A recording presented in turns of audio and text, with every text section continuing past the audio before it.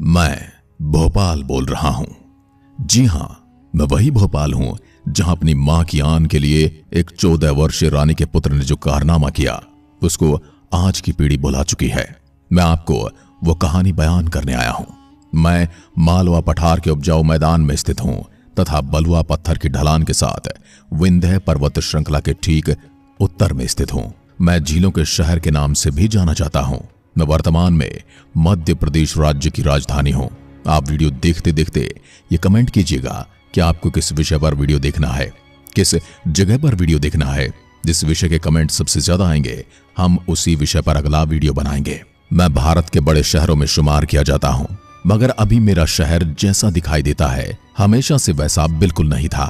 भारत को आजादी मिलने के बाद मैं स्वतंत्र राज्य बना और कुछ ही वर्षों बाद मुझे जिला बना दिया गया और आज आप मेरे जिस रूप को देखते हैं वो एक जिला और शहर दोनों है। मैं भी मध्य प्रदेश की राजधानी भी हूं। आइए जानते हैं मेरे शहर के अब तक के सफर के बारे में।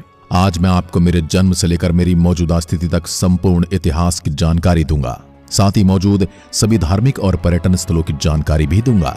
मैं आपको आज मेरे संपूर्ण जिले का दर्शन करवाऊंगा, तो आप अंत तक मेरे साथ बने रहें। यदि संक्षिप्त रूप से बताऊं तो मेरी स्थापना भूपाल शाह सल्लाम ने की थी और मेरा प्राचीन नाम भूपाल था, जो भूपाल शाह राजा के नाम से पड़ा, जिसका अर्थ है भूमि का रक्षक।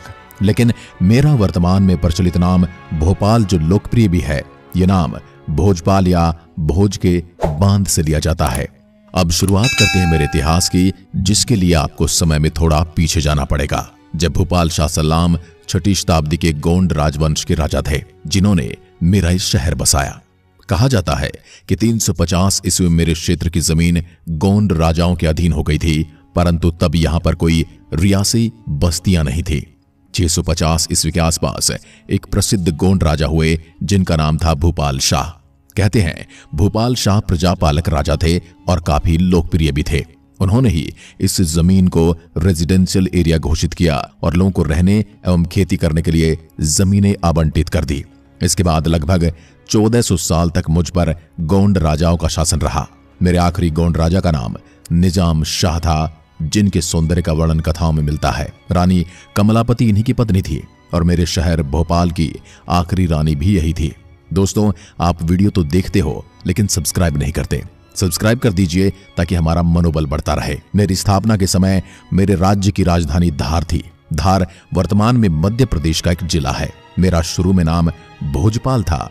परमार राजाओं के अस्त के बाद ये शहर कई बार लूट का शिकार हुआ, मगर आज का जो मेरा शहर आपके सामने है उसकी स्थापना अफगान योद्धा दोस्त मोहम्मद खान ने 1720 में की थी। अफगानों का सरदार मोहम्मद शाह था, जो पैसे लेकर किसी भी तरफ से युद्ध लड़ा करता था।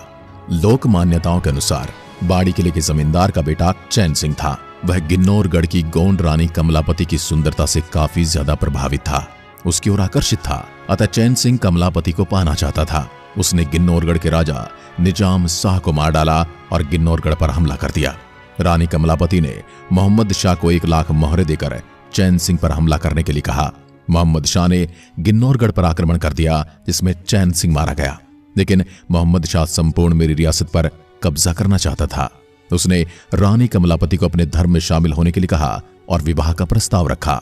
इस इरादे को देखकर रानी का 14 वर्षीय बेटा नवल शाह 100 लड़कों के साथ लाल घाटी में युद्ध के लिए चला गया। घमासान युद्ध होने के पश्चात नवल शाह मारा गया। इस स्थान पर इतना खून बहा किया कि जमीन लाल हो गई, जिससे उस स्थान का नाम लाल घाटी पड़ गया। रानी कमलापति ने विषम परिस्थिति को देखते हुए अपनी आबरू को बचाने के लिए छोटे तालाब में महल की समस्त धन दौलत तालाब में गाड़कर जल समाधि ले ली। दोस्त मोहम्मद शाह जब तक अपनी सेना लेकर रानी के महल पहुंचा तब उसे सब कुछ खत्म मिला। उसे न रानी मिली न धन दौलत। इस प्रकार रानी कमलापति ने जीते जी किसी भी अधर्मी को मेरी राजगद्दी पर नहीं बैठने दिया। दोस्त मोहम्मद खान मेरे शहर में अपने साथ इस्लामी सभ्यता लेकर आया था, जिसका प्रभाव उस काल की इमारतों में दिखाई पड़ता है। इसके बाद 1818 में मैं रियासत में बदल गया, जिसकी बागडोर 1819 से लेकर 1926 तक 4 बेगमों ने संभाली। आजादी के पहले मैं हैदराबाद के बाद सबसे बड़ा मुस्लिम राज्य था। कुदसिया बेगम मेरे राज्य की सबसे पहली महिला शासक बनी। वो गौहर बेगम के नाम से भी मशहूर थी। उनके बाद उनकी इकलौती संतान नवाब सिकंदर जहां बेगम शासक बने। सिकंदर जहां बेगम के बाद उनकी पुत्री शाहजहां बेगम ने मुझ रियासत की बागडोर संभाली। अंतिम मुस्लिम शासक पुत्री सुल्तान जहां बेगम थी। इसके बाद 1949 तक मेरी बागडोर हमीदुल्लाह खान ने संभाली। भारत को आजादी मिलने के बाद 1 जून को मेरी रियासत का विलय भारत में हो गया। मुझे राज्य के रूप में भारतीय संघ के एक भाग्य राजसी के रूप में बनाया गया था। बाद में 1 नवंबर 1956 को भाषाई आधार पर राज्य के पुनर्गठन के परिणाम स्वरूप भोपाल सी राज्य या मध्य प्रदेश बन गया। मेरे राज्य भोपाल के मध्य प्रदेश बनने के बाद मैं 2 अक्टूबर 1972 को भोपाल जिले के रूप में अस्तित्व में आया। आज मैं इसी रूप में पहचाना जाता हूं। अब मेरा शहर ही पूरे मध्य प्रदेश का सरकारी कामकाज चलाता है, क्योंकि मेरे शहर में ही मध्य प्रदेश की विधानसभा है और मुख्यमंत्री निवास स्थान है। अब मैं आपको एक ऐसी घटना के बारे में बताऊंगा जो मेरे इतिहास में एक काला दिन साबित हुई। दिसंबर 1984 मैं सबसे खराब स्थिति में था। इतिहास में औद्योगिक दुर्घटना, जब लगभग 45 टन खतरनाक गैस मिथाइल आइसोसाइनेट एक कीटनाशक संयंत्र से बच गया, जिसका स्वामित्व अमेरिकी फर्म की भारतीय सहायक कंपनी के पास है, थायूनियन कार्बाइड कॉरपोरेशन। गैस संयंत्र के आसपास घनी आबादी वाले इलाकों में फैल गई, जिससे हजारों लोगों की तुरंत मौत हो गई और दहशत फैल गई, क्योंकि हजारों अन्य लोगों ने शहर से भागने का प्रयास किया। अंतिम मरने वालों की संख्या 15,000 से 20,000 के बीच होने का अनुमान लगाया गया था और लगभग आधे मिलियन जीवित बचे लोगों को जहरीली गैस के संपर्क के परिणाम स्वरूप श्वसन समस्याओं, आंखों में जलन या अंधापन और अन्य बीमारियों का सामना करना पड़ा। दुर्घटना से उत्पन्न मिट्टी और पानी के प्रदूषण को क्षेत्र के निवासियों की पुरानी स्वास्थ्य समस्याओं के लिए दोषी ठहराया गया था। बाद में जांच से पता चला कि कर्मचारियों की कमी वाले संयंत्र में घटिया परिचालन और सुरक्षा प्रक्रियाओं के कारण तबाही मची थी। मैं ईश्वर से प्रार्थना करता हूं ऐसा दिन मुझे तो क्या, मेरे अन्य शहरी दोस्तों को भी कभी देखने को न मिले। ऐसा दिन किसी शहर को न मिले। अब मैं आपको मेरी जनसंख्या, साक्षरता एवं क्षेत्र के बारे में बताऊंगा। मेरी आबादी 2011 की जनगणना के अनुसार मेरे जिले की शहर की आबादी 17,98,218 है, लेकिन एक अनुमान के अनुसार वर्तमान में अब मेरी आबादी 24 लाख से ज्यादा है और साक्षरता दर 80.37% है। मेरा क्षेत्रफल 2,772 वर्ग किलोमीटर में फैला हुआ है। मेरे जिले का जनसंख्या घनत्व 855 व्यक्ति प्रति वर्ग किलोमीटर है।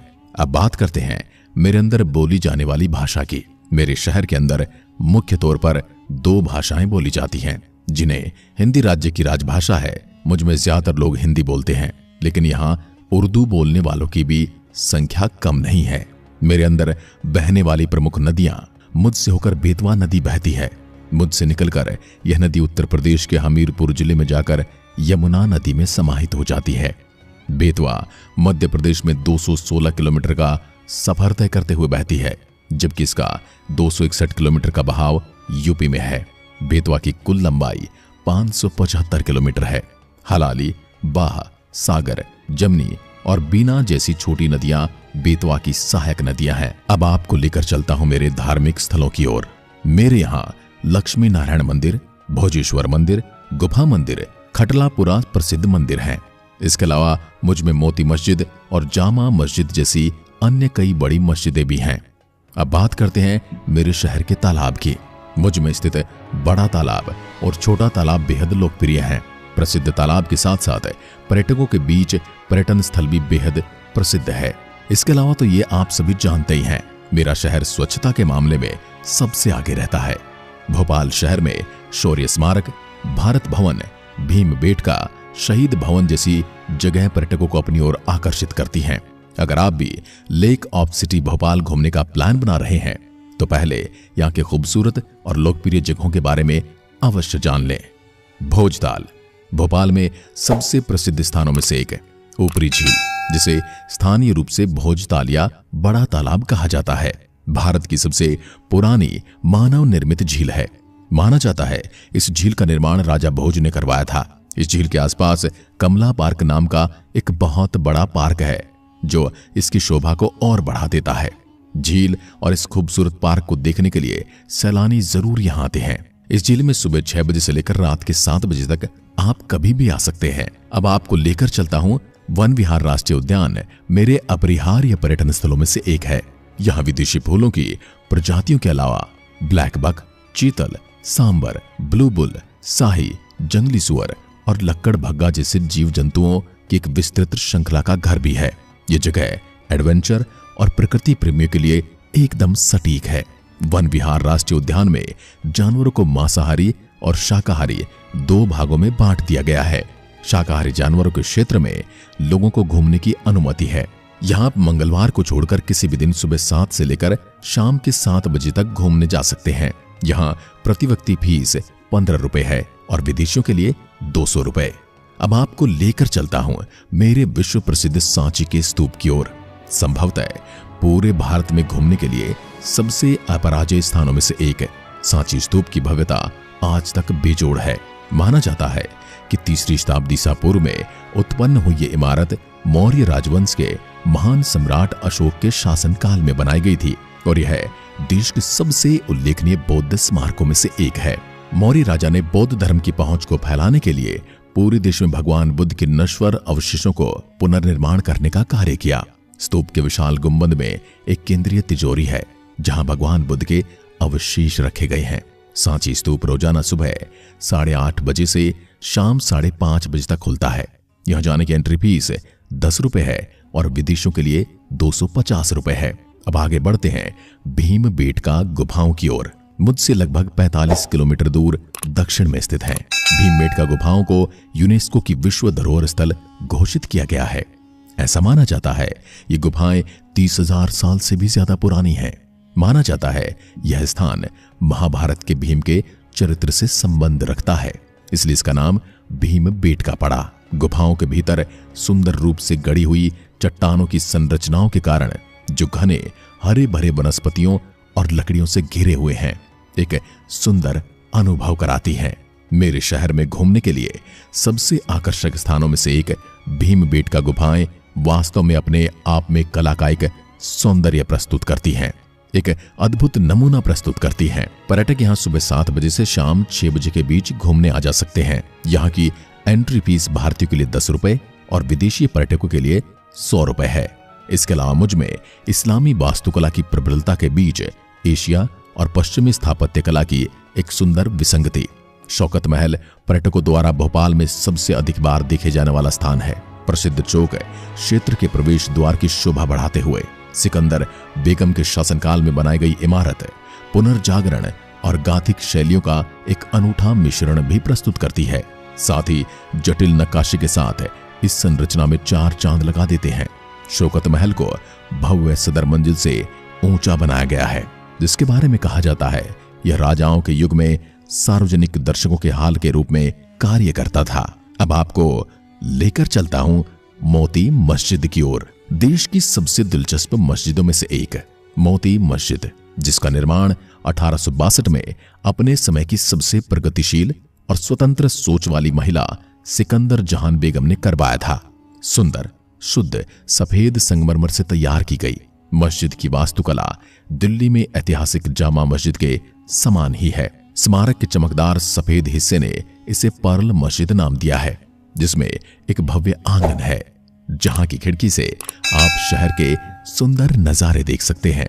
इतिहास प्रेमियों के लिए मोती मस्जिद सबसे सुंदर जगह है। अब आपको लेकर चलता हूं बिड़ला संग्रहालय की ओर। मुझ में घूमने के लिए सबसे मंत्रमुग्ध करने वाली जगहों में से एक प्रसिद्ध बिड़ला संग्रहालय शानदार बिड़ला मंदिर परिसर का एक हिस्सा है, जिसमें भगवान शिव और देवी पार्वती का पवित्र मंदिर और एक लक्ष्मी नारायण मंदिर भी है।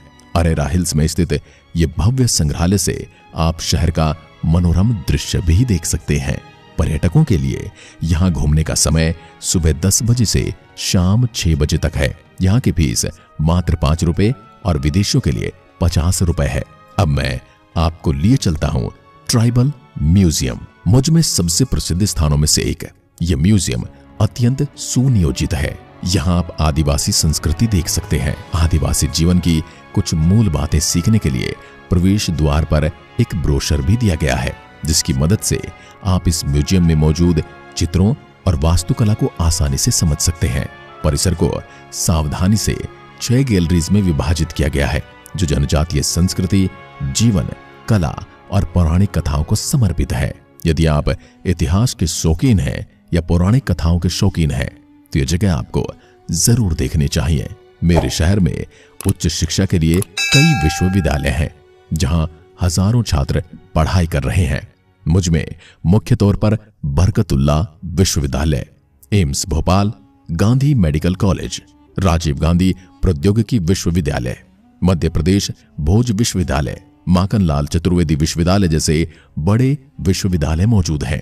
इसके अलावा मुझ में कई अच्छे स्कूल भी हैं। ट्रांसपोर्ट की बात की जाए तो मुझ में राजा भोज अंतर्राष्ट्रीय हवाई अड्डा है। यहां से देश के मुख्य शहरों के लिए फ्लाइट सुविधा मौजूद है। मेरे रेलवे स्टेशन से देश के कोने कोने तक ट्रेनों की सुविधा आसानी से उपलब्ध है। मेरे शहर में रेलवे का नेटवर्क सबसे अच्छा है। इसके अलावा मेरे शहर में राज्य सरकार द्वारा संचालित बस अड्डा है। बस अड्डे से देश के मुख्य शहरों तक बस सुविधाएं मौजूद हैं। मैं सड़क द्वारा सांची से 66.7 किलोमीटर, इंदौर से 194 किलोमीटर, उज्जैन से 197 किलोमीटर, झांसी से 358 किलोमीटर, खजुराहो से 384 किलोमीटर, ग्वालियर से 402 किलोमीटर और दिल्ली से 713 किलोमीटर की दूरी पर स्थित हूं। दोस्तों, आज आपने मेरे बारे में बहुत कुछ जाना है। मैं भोपाल। आशा करता हूं कि मेरी आत्मकथा आपको बहुत ही अच्छी लगी होगी। अगर मेरी ओर से कोई जानकारी बताना बाकी रह गया है तो आप उसे कमेंट बॉक्स में साझा कर सकते हैं। और ऐसे ही हमारे वीडियोस देखने के लिए हमारे चैनल को सब्सक्राइब करें और बेल आइकन बटन को दबाना न भूलें। धन्यवाद। जय हिंद, जय भारत।